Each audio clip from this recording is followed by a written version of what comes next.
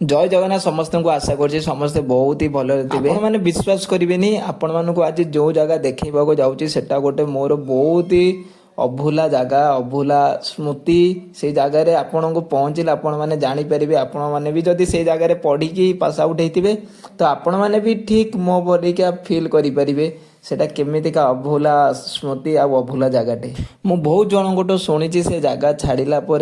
कहीं केजाने मन पुणी से जगह को डाकी निए से जोटी भी था से जगह को थरे टे वर्षक थरे टे आसुँच देखुं हस्टेल रहीकि जाऊँच चलतु आम देखा डेरी नक ट्राफिकटा जल्दी छाड़देव मुझे देखी मोर पीजी पढ़ुवा जगह जोटा कि हूँ उत्कल यूनिवर्सिटी जोटा आमर अच्छी बाणीविहार भुवनेश्वर आपण मैंने भी जदि किए उत्कल यूनिवर्सिटी पढ़ा चाहते तेबे निश्चिंत भाव में तुमर जी सीनियर थे जोगाजोग कर आसतु कहीं थरे जगह को आसला बहुत ही आपण को विपद हो गला बहुत ही जिनस आपन को फेस करने को पड़ी थाए जो आपण सीनियर जदि थे तो आपण को सब समय सब क्षेत्र में सी आपण मानक साहय एमती कि आपण मैंने विश्वास करेंगे मुझे प्रथम थर पर भुवनेश्वर आसती उत्कल यूनिवर्सिटी मात्र से सत्संग बस स्टाण्ड मत बाणीविहार हॉस्टल को गोटे ऑटो वाला नेला सी चार्ज कला 600 टंका आपण मैंने विश्वास करें मु भी तो बाट जान नी मु भी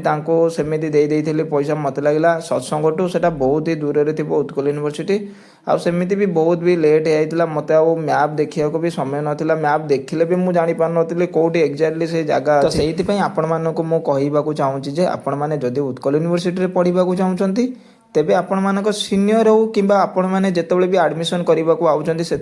समय जो स्टूडेंट यूनियन सब अच्छी जमीक एबीपी होगला बीसीजेडी होगला कांग्रेस होगला आपण मैंने नंबर नियंतु तांको जोगाजोग करके आसतु से आपणकर सब क्षेत्र में सी आपन को साहाय्य करेंगे बहुत पिला मन में इच्छा थाए कि उत्कल यूनिवर्सिटी पढ़ाई आपण मानक कहवाक चाहिए जदि आपण मैंने उत्कल यूनिवर्सिटी पढ़ा चाहते तेबे सीपीटी गोटे एग्जाम अच्छी एंट्रेंस एग्जाम ताको आपण को क्लीयर करने को पड़ो आउ एसटीएससी पिलांई कम मार्क रे हो आ जो मैंने जनरल कैटेगोरीज जी मिनिमम मार्क अच्छी जोटा कि सब वर्ष तो चेंज हुए आपण मैंने जो कट ऑफ मार्क देखिकी से अनुसार पढ़ापढ़ी करेंगे तो आपण मैंने जदि पास हो जाऊँच से सीपीटी एग्जाम तेबे आपण मानक उत्कल यूनिवर्सिटी भाया यूनिवर्सिटी आपण को पढ़ा सुजोग मिले देखो पढ़ेबार ये क्वालिटी खोजिले सब जगह भल पढ़ाती सब जगह खराब भी पढ़ाती खराब अर्थात टीचर माने निज काम व्यस्त रही जाती तो पिला बेसी समय दे पारती तो आपण मैंने कौन करेंगे जेकोसी जगार भी पढ़ु आपण मैंने चेष्टा करूँ निजक निजे जिते समय दे पार ये जिते सेल्फ स्टडी करते आपण मानक भल हम कम टीचर मानकर भी कि काम रही से भी ठीक क्लास रे आम इकोनॉमिक्स डिपार्टमेंट कथा कह आमर तो पूरा प्रॉपर क्लास हुए प्रॉपर टाइम हुए आमर 24/7 आवर लाइब्रेरी खोला इकोनॉमिक्स ऑनर्स जदि नहीं कि आपण उत्कल यूनिवर्सिटी पढ़ते आपण मैंने विश्वास करें ये आपण मानक एभली क्वालिटी टीचिंग दिहब सब प्रकार फैसिलिटी दिहब अन्य कौन डिपार्टमेंट से प्रोवाइड करना खाली एमती इकोनॉमिक्स नुह अन्य डिपार्टमेंट अच्छी जमी हिस्ट्री होगला सोशियोलोजी होगला जमी मो चिन्हा परिचय डिपार्टमेंट गुड़ा सेमने भी बहुत भल रेस्पॉन्सिबल नियंती टीचर माने कोऑपरेटिव करती स्टूडेंट माने भी टीचर मानक बहुत कोऑपरेटिव करती तो आपण माने जेमिति कोऑपरेटिव करेंगे आपण मानक टीचर भी सेमती कोऑपरेटिव करेंगे आपण मानक काम भी सेमने जिते जल्दी चेष्टा करेंगे आपण मानक साहाय्य करने को सब क्षेत्र आपण माने देखि पारथुबे ये हूँ उत्कल यूनिवर्सिटी एंट्रांस आपण पशिले सीधा आपण को देखा बहुत ही बड़ सुंदर एडमिनिस्ट्रेटिव बिल्डिंग जोटा को आपण मैंने देखिले केवल फोटो उठाइबा को बहुत ही सुंदर लगे आपण मैंने केवल फोटो उठाइबा को चाहिए आउ ता जदि आपण लेफ्ट साइड को जाउछन्ते लेफ्ट साइड रे पड़िबा हमर ग्राउंड हो गला तापरे सोशियोलॉजी डिपार्टमेंट आउ सेपटे आपण को गर्ल हॉस्टल पड़िबा आउ आपण जदि राइट आडे आछन्ती आपण को देखा जिवो कन्वोकेशन हॉल तापरे जिम हो गला गोटे नुआ पार्क बनाउची